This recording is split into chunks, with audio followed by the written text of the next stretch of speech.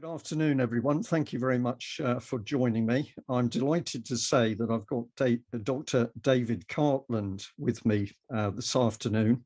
And David, welcome to UKColumn. Thank you very much for agreeing to come back and do another interview. I'll explain what that means for our viewers in a moment, but thank you very much. No, thanks for having me, Brian. Okay, it's a pleasure.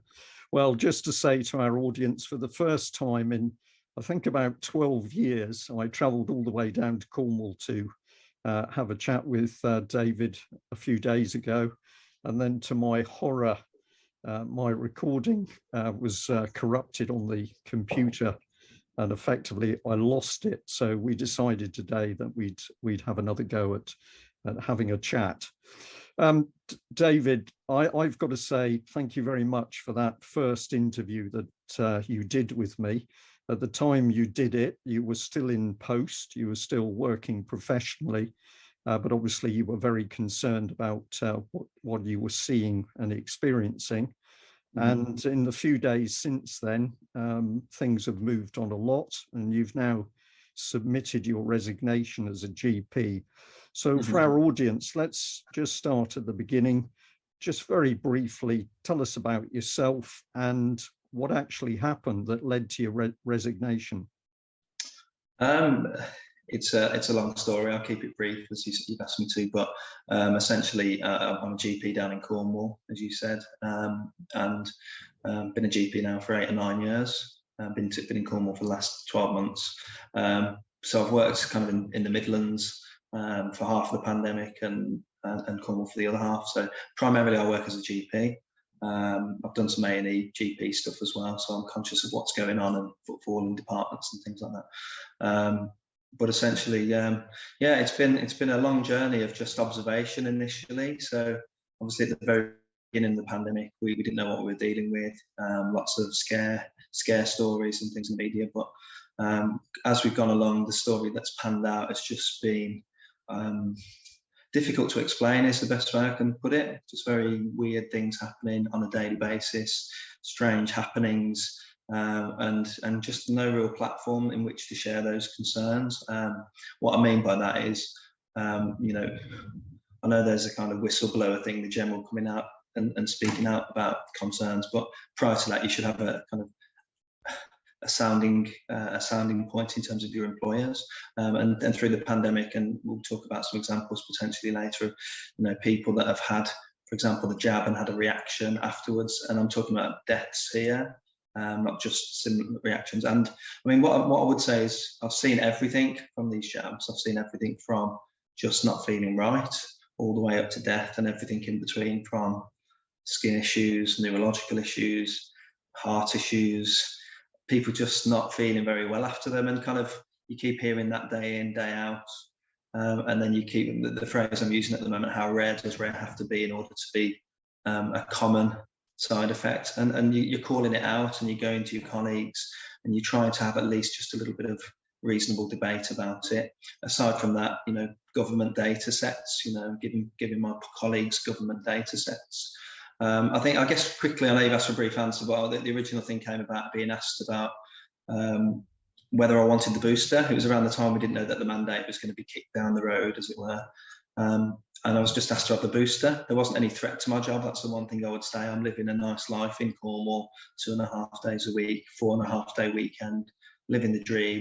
There was no need for me to do this, other than what I've seen and tried to warn people of. And I've tried, I really have, to the point where, you know, it's causing division where I was working and in previous surgeries, just to speak out, being dismissed. Being dismissed, okay. Going up to your boss, Brian, and saying, like, these 2 women have died, for example, 2 days and 4 days after an AstraZeneca jab, to be told, and death certificate actually reads vaccine-induced death, to paraphrase, and to not and to use that very afternoon to go on and then vaccinate people with the same branded jab. Absurd.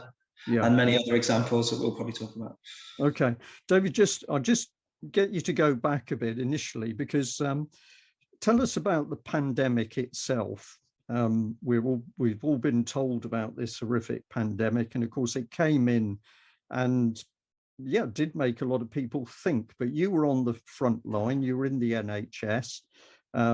All matters turned to a pandemic, a supposed pandemic around COVID. How did you find the NHS at that stage? Did you believe that there was a pandemic happening? What did your colleagues think was happening? I guess what I would say is I'm human, the same as everyone else, as well as a doctor. I'm a human, and so I'm subject to the same visuals, the same news reports. You know, watching people dropping down in China, Italy. You know, I always remember the first day really well because I went into work and they said, you don't need to work, you can go home, you've got asthma. And I remember the very next day, after having a bad experience of doing video calls with my son running in and out, that I shouldn't, you know, it wasn't good for me. So I had to sign a waiver, I remember.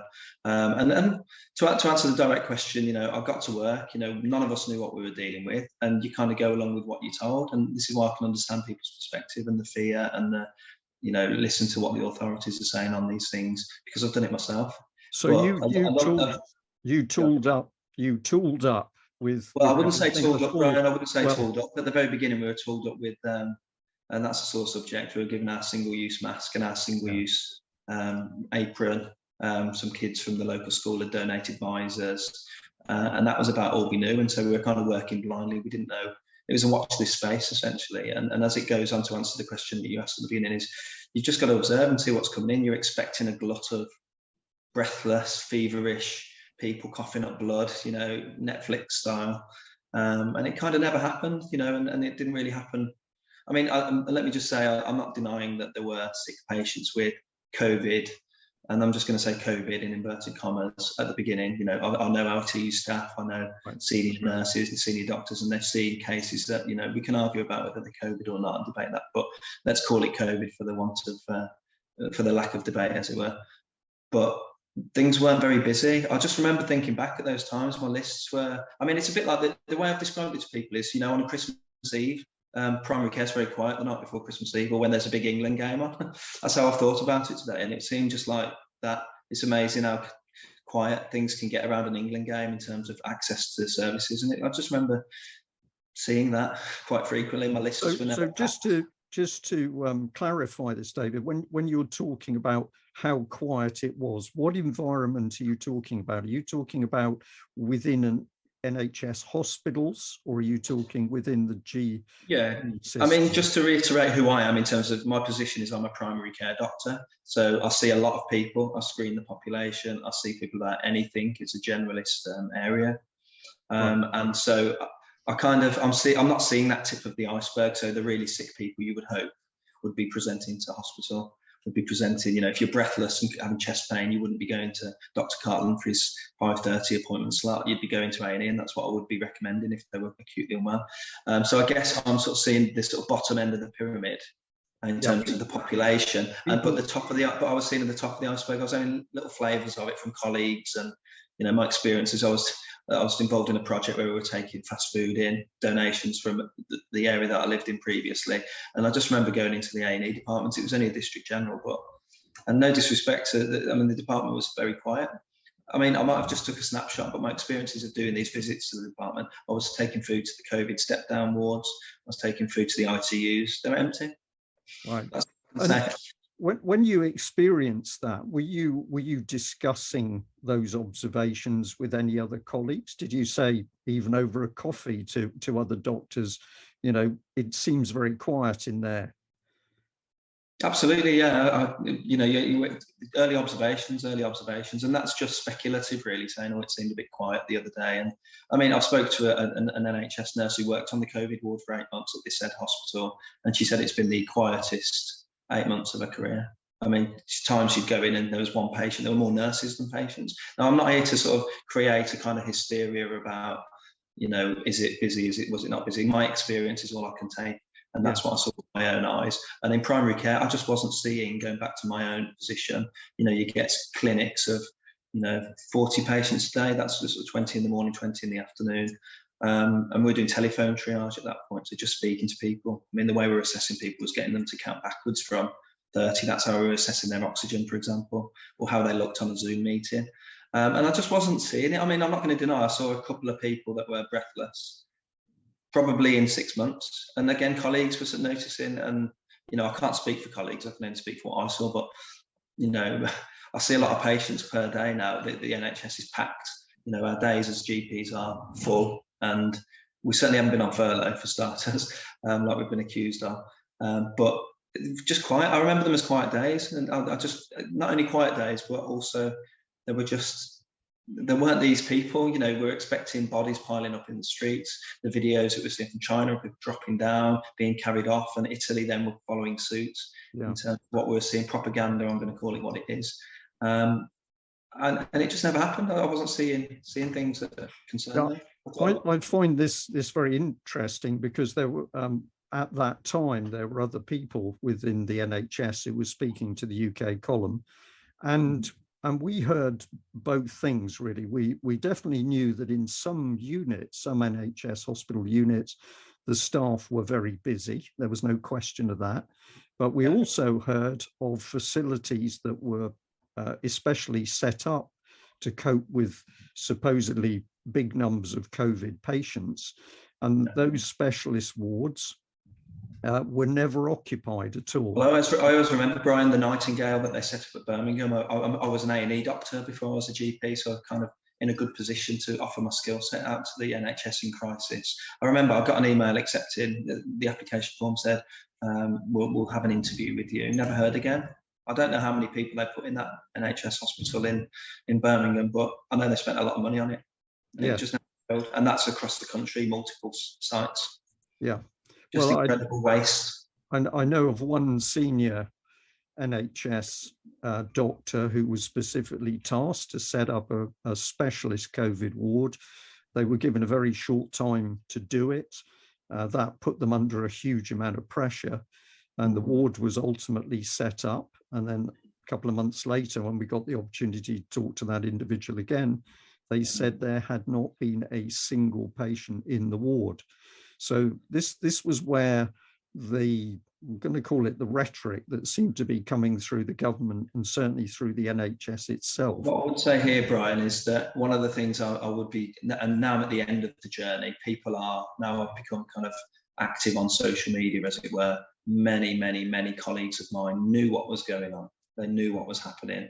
They still know what's happening. They know it's not right. And they've had major concerns, particularly around sort of vaccine harm. I'm going to say the word that no one wants to talk about, vaccine harm. And no one wants to talk about it. People have approached me and said, look, I literally can't talk to you about it. I can't tell anyone about it, sorry. Because I've had everything from, I just want to keep my job. I've got to pay the mortgage. I'm a single mom.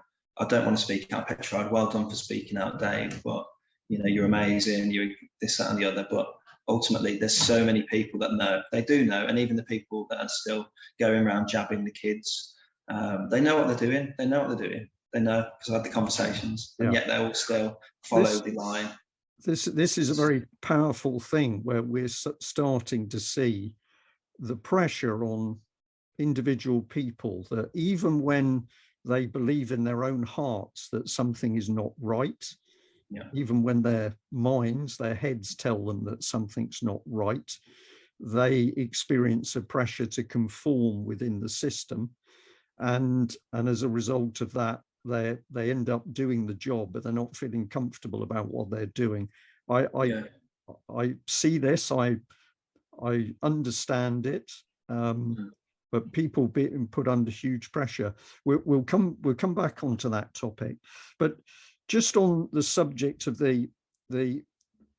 all of the coronavirus pandemic information is growing, more and more pressure coming onto the NHS. You're experiencing working in your full protective gear, and then ultimately you actually accepted the vaccine yourself. Yeah, can I ask why you did that? What made you have the vaccination?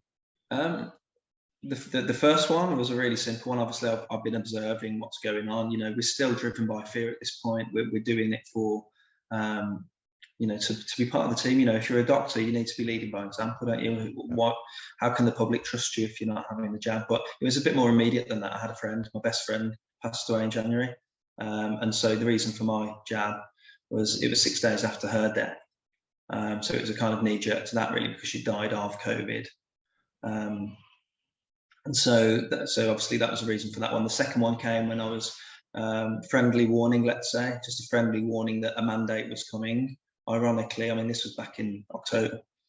Lost track of time, Brian, but it was whatever the distance was after the first jab. You know, you're going to have the second jab, else it will be. And they said it would be mandated in April. Right. So I did put it off, and I did put it off.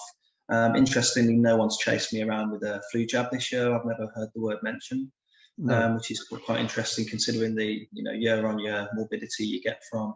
It's a solid 25,000 every year to the beginning of the records. The figures have dropped off, and there's no pressure to get your flu jab. There's not been a tap on the door in the same way that I had. So going back to the question about the second jab, I was warned. I tried to ignore it, and then kind of pressure, really. I guess the same reasons that other people can't speak out. I was thinking about my mortgage. I just moved down to Cornwall. My wife wasn't working at that particular time. The pressure was on me, so I conformed at the second one. And I'll just say this, both jabs, I wasn't very well after either.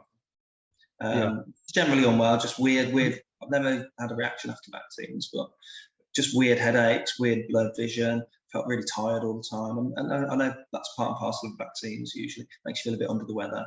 And then the tap came on the door for jab number 3. And that's where the challenge started. So I've been very sort of late to the party in respect of getting facts and figures and stats and data, but it's beyond all reasonable doubt. I asked my boss at the time that, I need a few things from you, or you need to provide me, in fact. You need to prove to me that it's not, like anyone, when you take a treatment, it's got to do what it says on the tin. It's got to stop you from catching and spreading so that we're not killing our granny, as it's been suggested. And number 2, it's got to be stopping you personally becoming unwell, and the markers for that are going to hospital, being in hospital with COVID, or dying of COVID. That's the ultimate harm, obviously. And it's got to be safe. So those are 3 things really that I looked at, and it wasn't difficult to find. That's what's been really alarming about this. And the papers, the government data, the ONS data, the MHRA data, it's just incredibly clear, but people aren't able to interpret simple impact. They don't want to even discuss it, Brian. They don't even want to discuss it. You show them a graph about something, for example, specific to child safeguarding. I'm worried about myocarditis. What do you think of this graph, guys? And you'll be walked out on and called an anti-vaxxer. And I've had the vaccine. And so even where you are taking official data and you are showing that to colleagues, professional people in the NHS, and you're attempting to get some form of discussion around that data, they don't engage.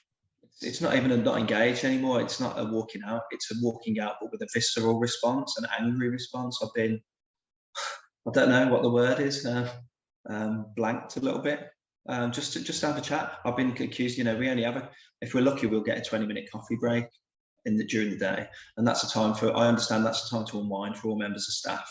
But, that we discuss patient issues, any issues from there, any difficult patients. And I'm trying to jump up. And now, bearing in mind, Brian, in the context of, I've been accused of taking it to the coffee room and trying to have a roundtable discussion, hands over ears, but there's not been any real sounding board for it formally. And I'm not talking about my current surgery or any surgery in particular here as a disclaimer. It's, there's no official. I've been down here, 18 months now, Brian? And, considering it's a pandemic, you're kind of hoping you're going to have regular meetings where you can bounce ideas off each other, have these observational exercises. Have you seen this? Have you not noticed that? I mean, I've heard a colleague had recently noticed that everyone's blood pressure seems to be really high lately. And we had a little roundtable discussion about it. The conclusion was that it was to do with people being sedentary and not working and going out and exercising, which that's not illogical. I mean, I guess some people have become couch potatoes during this, but most people have been going on about their normal business. But just, if you even mention the word jab, I'm giving people, examples of somebody having the jab 2 days prior, dropping down dead, or having a brain clot 2 days after. You try and raise the point and just completely deaf ears. It's a bizarre phenomenon. And the data's out there now, Brian. So I don't need to correct. The data's damning. It might be a bizarre phenomenon, but actually this is quite a frightening phenomenon, because you would expect professionals within the NHS to have the safety of patients at the forefront of their mind, to the extent that if anybody was raising what is a safety concern, that they would grip that immediately and say, well, what are you seeing? Yeah. Tell us more. Well, go on, sorry, I've cut you off there. And clearly you're describing something other than that happening, the fact that when you were trying to raise points which were effectively safety, patient safety, they didn't want to know. They were closing you down. Well, I would say one thing. I've written an article that's going around at the moment, you may be aware of, but the article's around, well, it's called Breaking the Silence. But as part of that, I'll do a section called Primum non nocere. So as doctors, we take an oath. Some people do, some people say it's outdated, but it's called the Hippocratic Oath. And one of those things is primum non nocere, which just means firstly, do no harm. That's the oath we took as patients. The second one is, GMC, good medical practice. There's guidance on consent.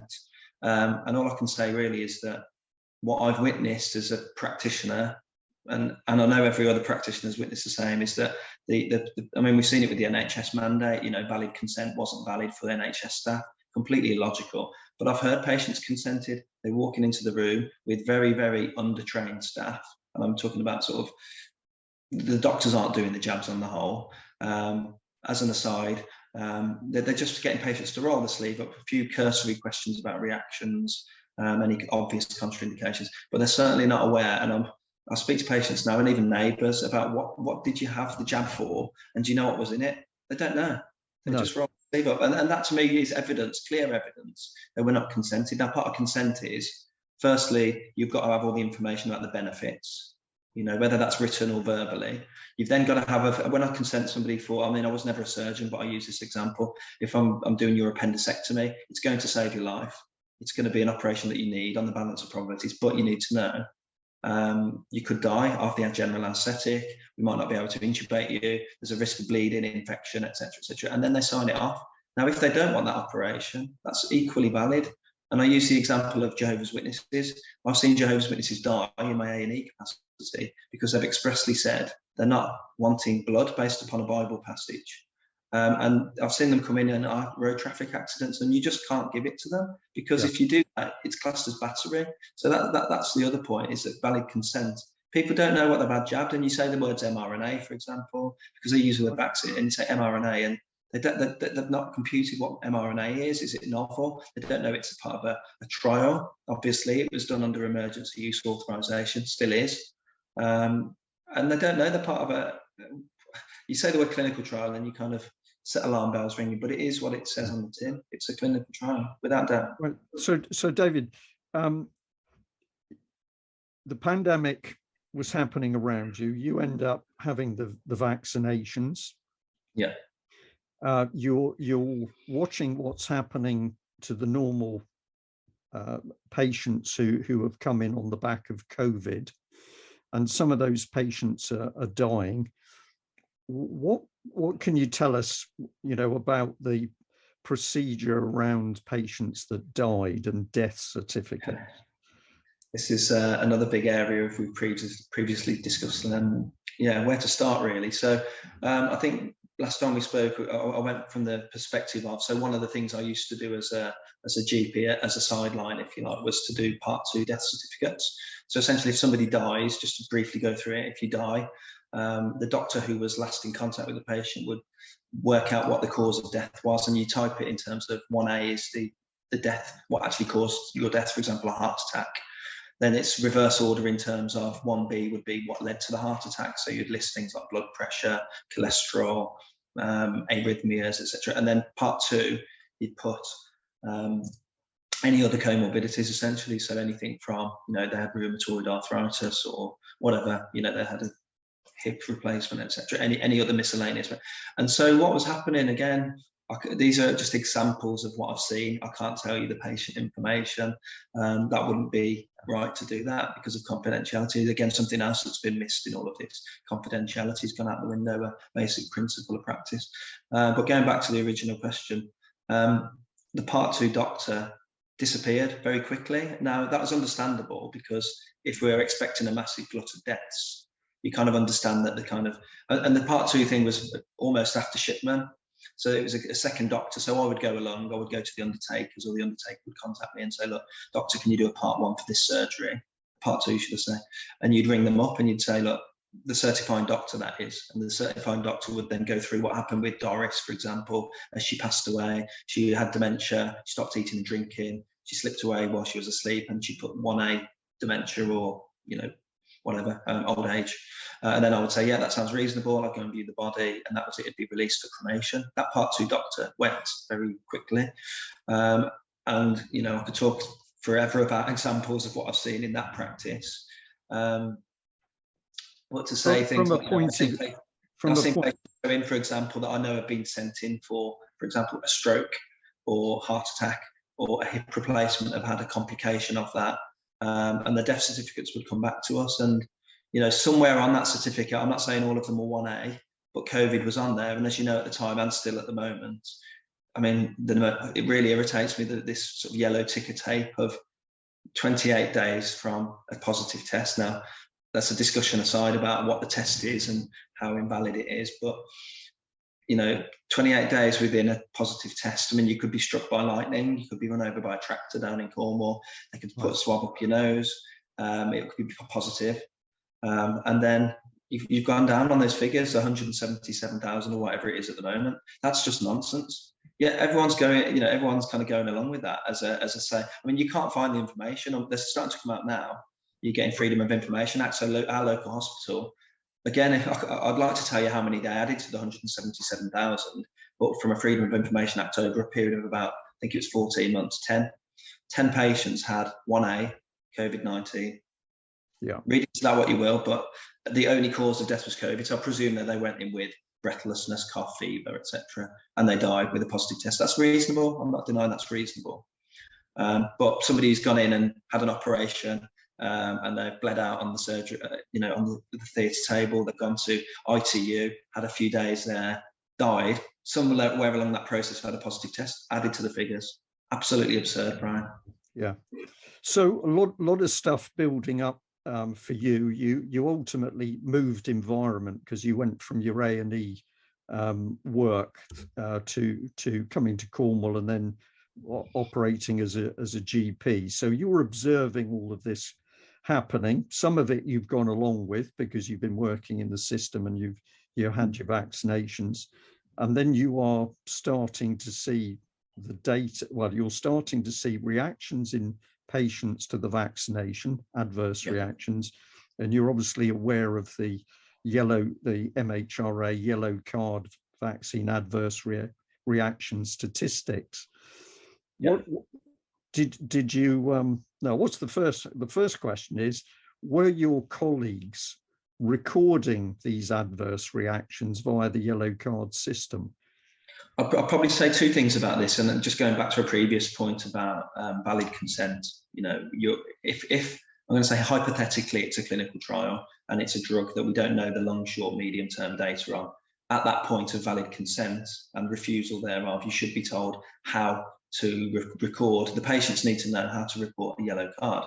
Now, I don't know what the level of underreporting is. It's somewhere in the order of, I've read papers that say it's about 15 to 20 factors underrecorded, because people, you ask and they just don't know.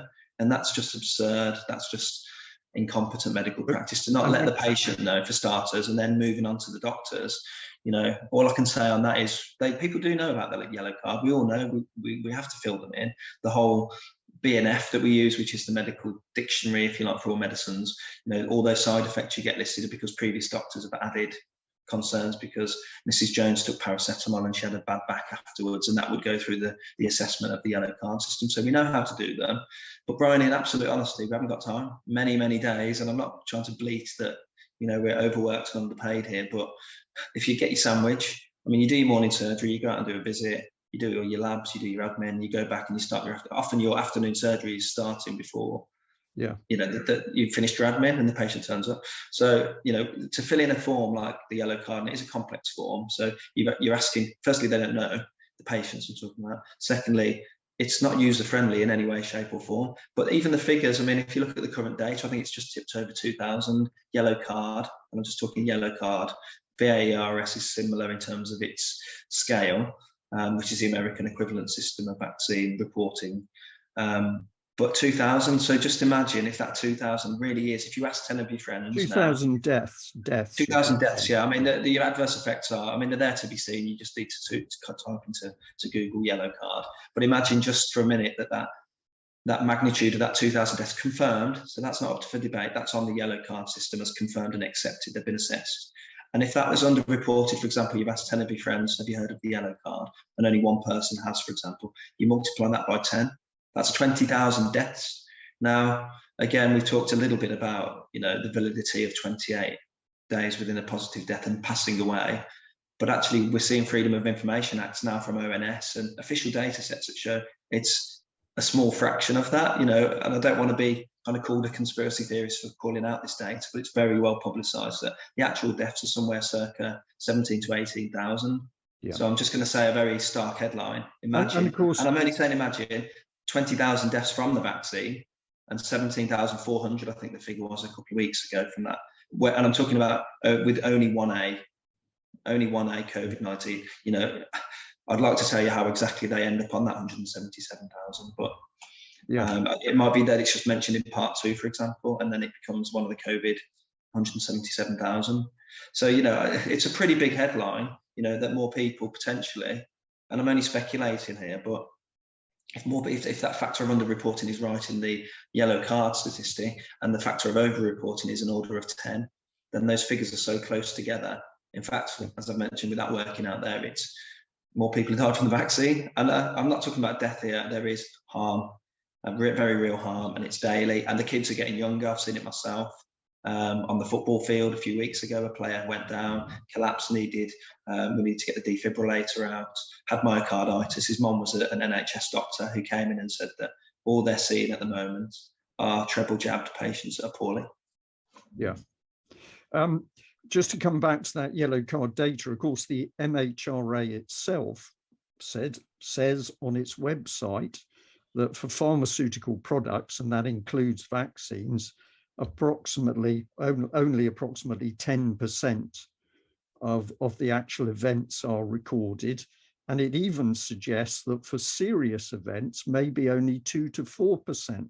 I mean, the graph that I've got in my mind, Brian, I'll try and describe it because obviously this isn't the medium to show, but it's a graph of essentially the y-axis is numbers of reactions, the x-axis is it's essentially that over the years, so it's a timeline from 1980, I think it is, up until this year, and it's literally a line bobbling around the baseline in terms of numbers. And just in the last 12 months, you can see it for yourself. It's a very simple Google search, MHRA vaccine reactions, and it goes off the top of the screen.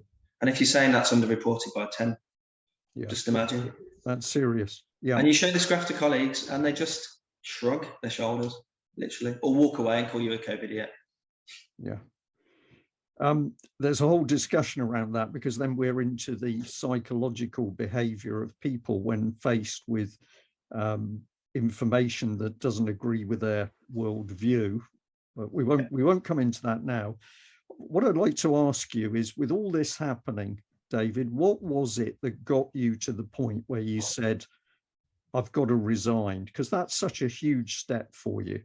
It is. And I'll reiterate the reasons why I'm sat here as a non-employed GP now is, I didn't have to do that. I could have kept my head below the parapet and say that I've got a comfortable living down here. I wasn't ever at risk. I had my 2 jabs, and at the point that the mandate came out, that's all you needed. But I think that to answer the question, there's 2 reasons. The one was the mandate on NHS professionals, absolutely absurd. Luckily, at the moment, it's obviously been kicked down the road, but they're going to come back to it, of course. If you listen to Sajid's speech, he said that, I forgot the exact phrase he used now, but as medical professionals, it's our duty to get the vaccine. Well, it's only our duty if it affects spreading and catching, and the data is just, you can't argue with the data. It doesn't stop you catching, it doesn't stop you spreading. My own audit in my own surgery looks at specifics. I looked at 3 weeks worth of patients that had been positive from the labs that kind of dumped the data on you. I think the percentages were in the high 90s that the positive cases were treble jabbed. And I remember just raising that alarm and just being kind of dismissed. And I think the excuse they used was that treble jab people, non-jab people, unvaccinated, don't go and get tested.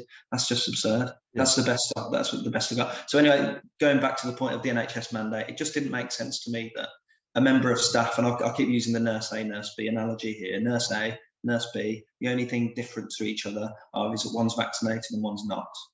Now, the rest of the things are equal to both cases, one being that they're masked, or if the masks work, then surely the transmissible nurse B wears a mask, takes a test every day that's negative, proves they haven't got the disease, wears the PPE. Actually, there's antibodies, that's another area. There's an antibody test you can get, which shows, I mean, that's what a vaccine does. It encourages your body to make antibodies. If you've got antibodies, you don't need the vaccine. Very simple stuff here. And it's just absurd that nurse B was going to get sacked and nurse A is completely safe. And it's created a medical apartheid. I've seen it in my own surgery where everyone knows the two unvaccinated members of staff. Everyone knows who they are. And it has implications. So that's number one reason. It's absurd.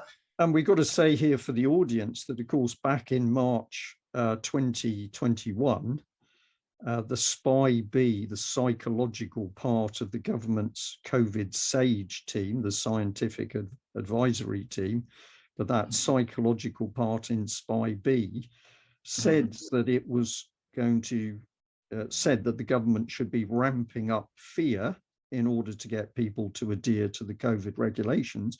But it also talked about using communities to police themselves. And that was that members of a community would be telling another member of the community off for not wearing a mask, for example. And in the minutes of that SPI meeting, with respect to this use of turning the community into a means of policing itself, it had a warning. And the warning was, we must be careful about this because it could lead to violence. So the government's own scientific, the behavioral insights team that were concocting this political psychology recognized that if you started to turn groups of people against each other, this could go as far as violence. And of course, whilst most people would think of a community in sense of the general public, the NHS, like any other workplace, is a community. And so when you turn people against each other, you are going to see very strange effects. You're going to see... the thing that comes to my mind was an advert I saw only a couple of days ago where there's a family kind of assembled in the front room.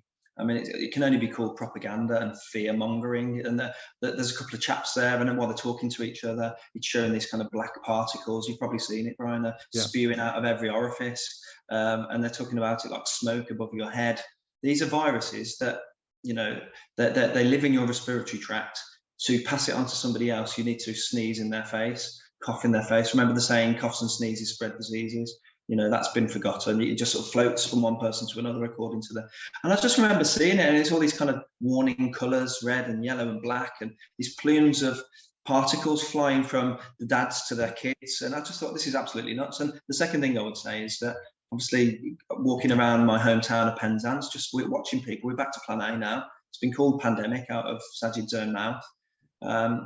Yet people are petrified. I walked around the shop yesterday and people are wary of each other. They're walking distances apart still. It's instilled in them now. I've seen people parked up in their car with a visor and a mask on their own. I mean, that's some incredible psychology at play there. I've seen people that have been injured from the vaccine after jab 3 and they're waiting for the 4th booster. I mean, it's difficult to explain, really. So I'm not a psychologist, as a disclaimer.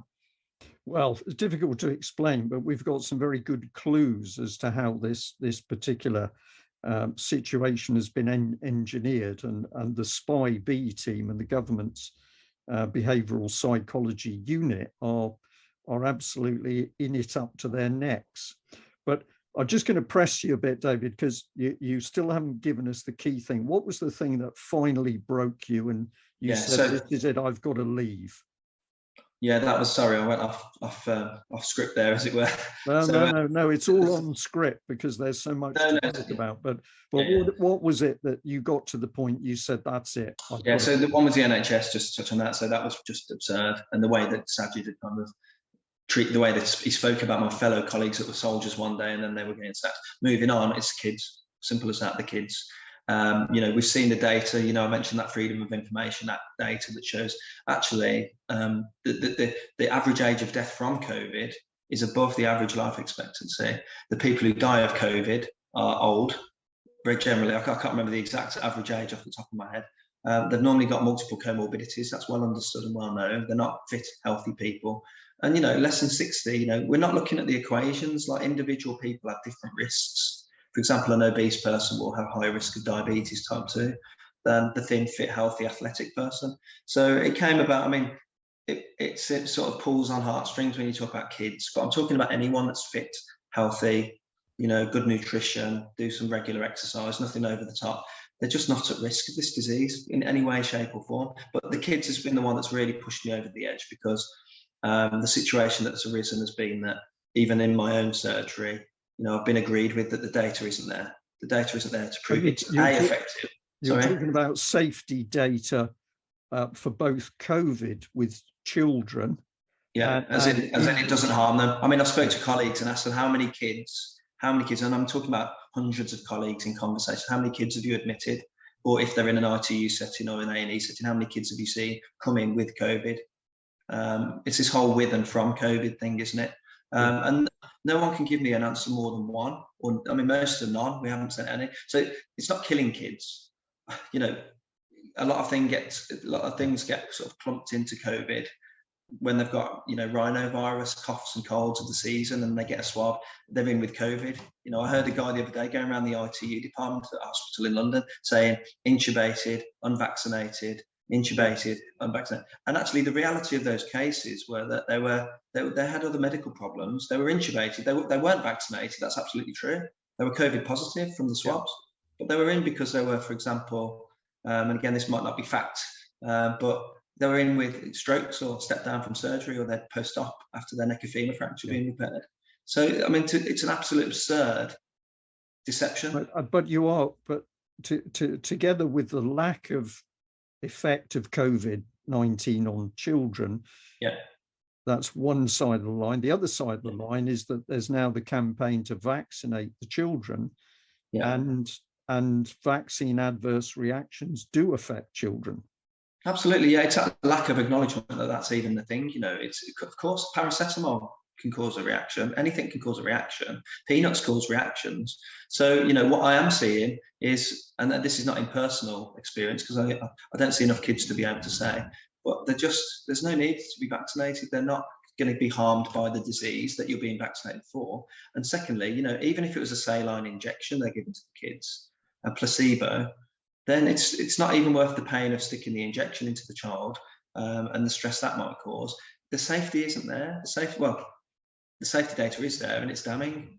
Yes, it's damning.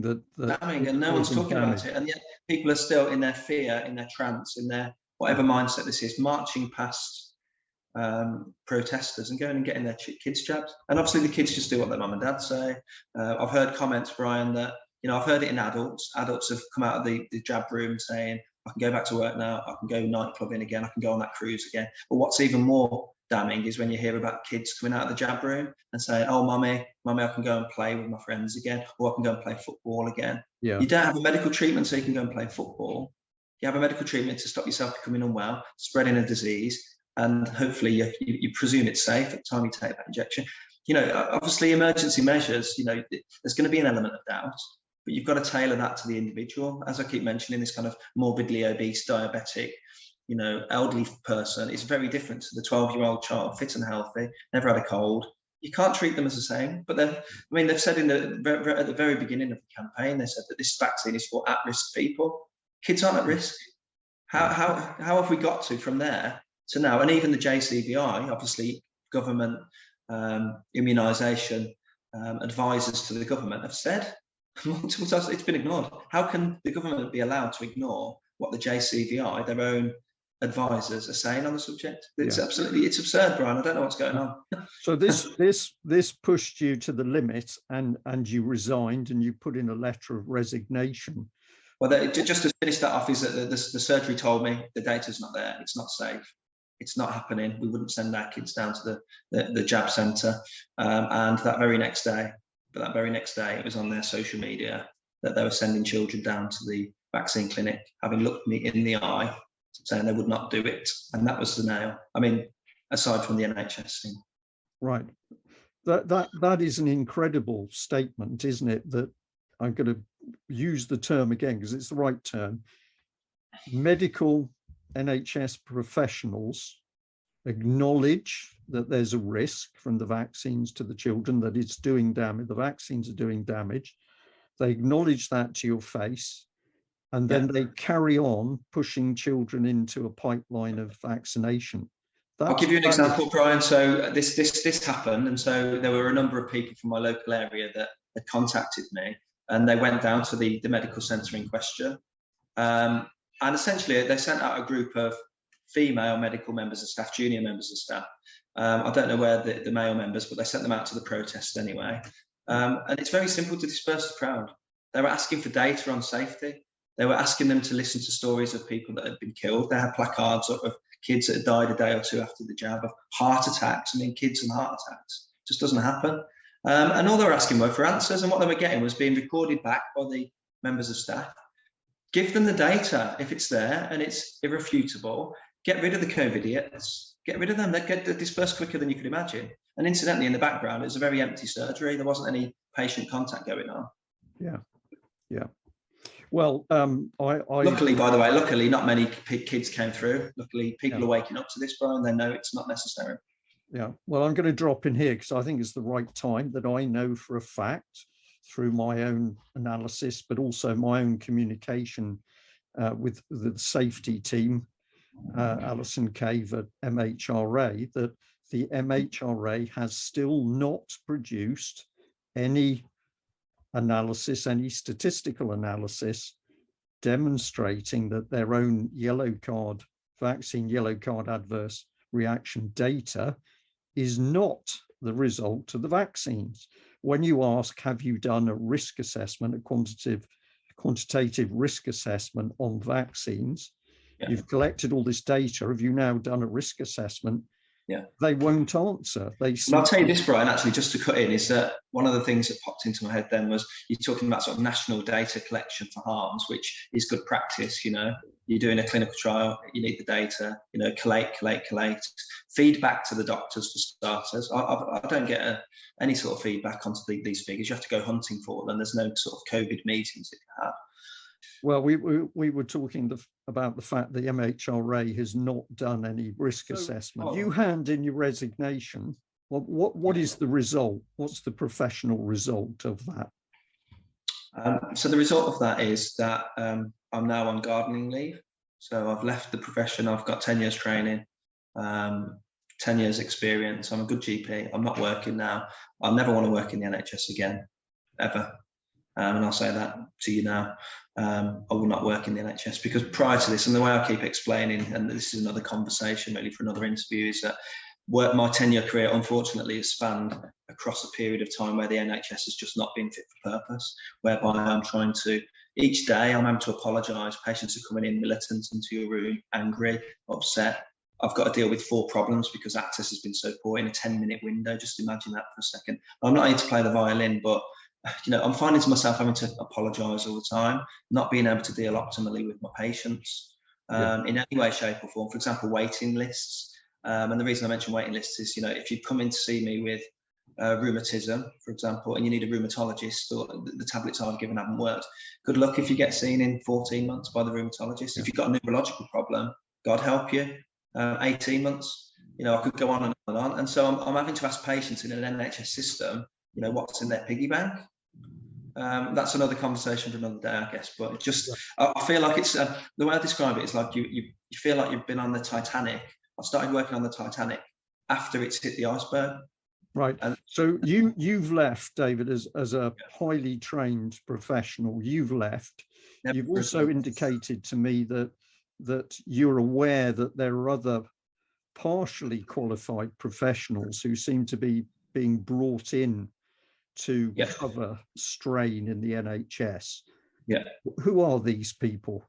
So yeah, really good point. So in sort of, I'm talking about the Titanic sort of at this angle now. So that the government plan is to replace, I mean, to get bums on seats is the best way I can describe it. So, and I don't want to be disrespectful to these professionals, but we've got a lot of people coming through now that are doing a couple of year programs, you know, after another degree in a completely different area. They come and sit in with the GP, listen, and then they're in the doctor's chair within 2 years, you know, and there's lots of them, you know, and you know, I have to supervise these guys, and you know, they're there to help me to debulk the workload. And you're constantly not only seeing your own patients, but you're having to go out. I mean, some people are operating as doctors. They don't know how to look after earwax. They don't know how to examine an abdomen, yet they're in practice. I could go on. Right. So these are individuals that have been fast tracked through the medical system. And just while we're on the subject of vaccination, these are the guys. I mean, people are coming into the surgeries for their training. They're not there to be providing service. That was my whole medical training, really. You were there and you were providing service, and you were there to learn. You know, in my junior years, I was there to observe, and you were doing the job. You were running rounds and round. But these guys are coming in. They're very numerous. They're sort of everywhere you look in primary care, hospitals. You see it in other areas like teaching and the police, like these junior teaching assistants and CSOs. But these guys have come into the surgery to get an education. These guys have been vaccinated. They've been getting receptionists vaccinated. And the way to get your vaccination status to be able to give the vaccine, I think you have to sit down in front of a computer and do a 3-hour. I did it myself. I never jabbed anyone, by the way.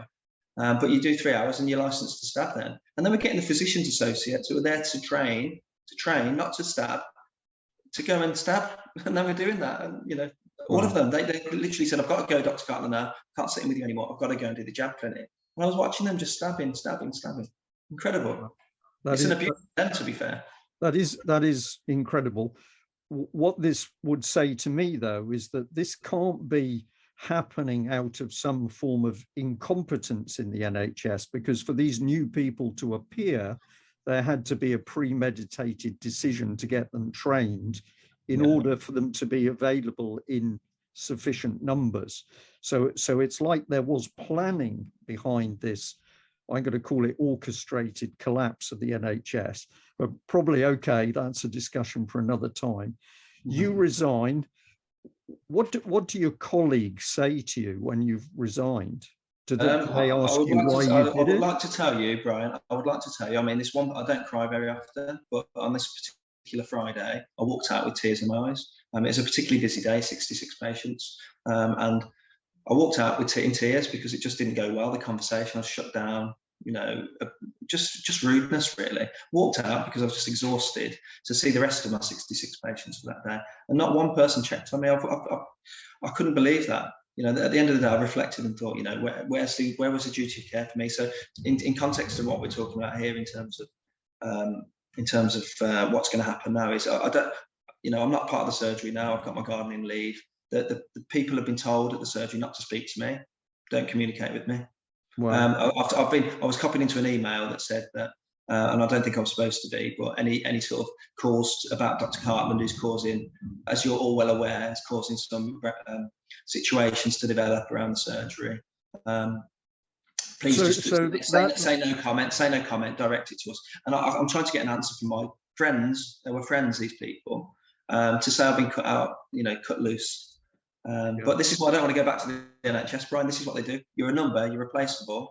The day you leave, you're replaced by another person, but that person's got less experience than the average person. David, again, over quite a long time, the UKColumn's been hearing reports about the change in management style within the NHS, and I think we need to do a whole program really talking about this, because I can go back many years where very, very experienced people, nurses and doctors, were saying that they didn't like the changes in management style. It had gone to a very domineering style within the NHS that was causing problems. But I've got an eye on the clock because you've told me you need to go out in a few minutes. So just lastly, you were treated, I think, pretty badly by your NHS colleagues, having resigned. You've suddenly come out into a whole new world. Are there good professionals out there that have made contact with you? Oh, without doubt. I mean, initially, the day of the resignation, you know, you feel quite alone in things. You know, that's all I know, how to be a GP. I've been trained from day one, from the A levels through to first degree, and it was always to become a doctor. So that's why it really does hurt, and that's kind of only sinking in about now. And just I don't. What's the question? You've met up with some other professionals who are on side. And what I would say in terms of that is they're everywhere. We don't feel like we're everywhere, but believe me, we're everywhere. And I would probably say if you get 100 doctors, nurses, paramedics, everyone who's been working in this system, to sit in a room off record, off camera, and ask them what their experience of working in the NHS is, we're all overworked. We're definitely not in it for the money. We can't do our jobs right. Just look at our local hospital at Trillis. The ambulance queue never gets less than 10, does it? That's not good for the paramedic. That's not good for the patient. That's not good for the overblocked system. It's no one enjoys the job. They're doing it because they've, like everyone else, they've got a mortgage to pay, kids to feed. And they're out there to answer the direct question. They're out there, and there's lots of them. I know of doctors who are resigning, thinking of resigning. The NHS is going to be in trouble very soon. I've had one today who's a very experienced old A&E nurse. She's told me about this, so I won't quote her because of confidentiality, but she's 20 years an A&E nurse, had enough, harrowing. The last thing for her was Sajid Javid and the way she was spoken about. She was a person who worked in A&E, seen lots and lots of harrowing things, had not had any sort of counselling support or anything throughout that experience, but she's now left the NHS. She's left the NHS. I won't say what she's doing. So, she's left the NHS, 20 years experience. If more of these people are coming forward, more professionals. That's the next pandemic, Brian. The next pandemic is the NHS is going to break. Right. Well, then if that's going to cause. I keep saying it's going to. I'm seeing it now. The waiting lists I mentioned, but also, patients who are coming in late with their presentations. They've been worried that we're all overrun with COVID. They've kept on with it. They've kept their rectal bleeding or the weight loss or the headaches that have turned out to be cancer. Some other sort of tumor or something, and they come in to see you late. So the amount of late diagnoses of cancer that I'm seeing, I'm filling in cancer referral forms. I used to do a couple a month, maybe. I'm doing about 3 or 4 a week. That's just in my 2 days of practice. So the cancer thing, mental health, we haven't touched on that. The fear that we've talked about here. Fear, the mental health, it's exploded. These teenagers, these young people haven't got. So just last question, David. What would you say to other colleagues who are still in the NHS and are feeling uncomfortable or wavering a bit? What would you like to see them do? I would say to them, you've got to look yourself in the mirror every morning when you walk in to go and do your job. Firstly, the tide's against you in terms of numbers and the duties that are expected of you. But you've just got to remember, like I talked about the oath earlier, you took an oath to be the patient's advocate, to respect your patient at all times. The GMC right guidance on this, good medical practice it's called. Just to remember your oath and to just be brave. This can't go on. No one can look themselves in the mirror and say vaccinating children is the right thing. Everyone, even the people who are jabbing the kids, know that's not right. It's not right.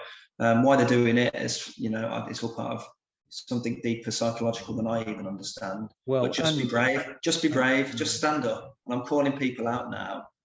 Be brave. Be brave. There's more to life than the salary that you pick up. There's other ways, and I can tell you that for a fact, because since I've left the NHS, the opportunities I feel unshackled now. I feel like the weight's been lifted, and the opportunities to do non-NHS things just are remarkable. That you don't have to be a slave to the system. Speak out about safety. We're talking about patient safety and ethics here. Yeah, David, brilliant. Thank you very much for that. I know that you've got a lot more information inside your head than we've got out in the time that we've been talking. But I think you've covered the whole subject beautifully. And can I say, on behalf of the UKColumn, and I'm sure on behalf of all our viewers and supporters, well done for being a really brave man and not only speaking out by doing it in a way to make sure that your opinion on things has been said. You do not agree with what's been happening, and you've stepped away from it. So that's taken a lot of. Thank you for having me. And just to reiterate again that point, that my job was never at risk. I have been vaccinated, so you can't call me an anti-vaxxer. I've got everything to lose and nothing to gain from this other than spreading my message. And all I would say is there's no financial benefit. I'll be happy to be interviewed for free. My voice being heard. People have offered me. I've said no, I don't want it. I just want to spread the message. Stop vaccinating our kids. And just the last question. Have you had any serious approaches by the mainstream media or the BBC who are interested in why you've resigned? No, I mean, I know at the moment it's going kind of viral now on the platforms. I put it on Twitter and Facebook, and people are sharing it. I've sent emails out to the BBC, Sky, ITV. Nobody's come back to you. No, there was a particularly harrowing interview on an old local radio station, and they got these 2 unvaccinated, very junior members of staff, and they literally just bullied them. And I remember listening to it about 2 weeks ago, and they literally tied them up in knots with stats, and the girls didn't know what to say. It was like really junior stuff. And I got in touch with the producer and I said, look, let me speak to this guy. Let me speak to him. Let me give him some statistics. In fact, I sent them to him electronically. So right. I've sent the same stuff to other medias, and no one wants to listen. Yeah. So my own doctor colleagues don't want to listen. They're going to have to listen now because you and a great deal of other people are now speaking out. But David, I'll say, Brian, that this is coming to an end soon. That's all I'll say. I'll be cryptic on that. I'm absolutely confident. And I just want the people to wonder when they're watching this, why would this doctor do this? What is he seeing? What is this man of 20 years focused clinical time? Why would he leave his job? Why would he leave his Cornish dream in terms of the lifestyle I've got set up here? Why has he done it? What has he seen? What has he heard? What support isn't he getting? And I'll leave that with the viewers to work out the answers to that. Yeah, fantastic. David, thank you very much for joining us. I will look forward to speaking to you again because we've got a lot more to discuss. You need to go. Thank you very, very much for joining us. Thank you for having me, Brian. Pleasure. Okay, bye-bye. Take care.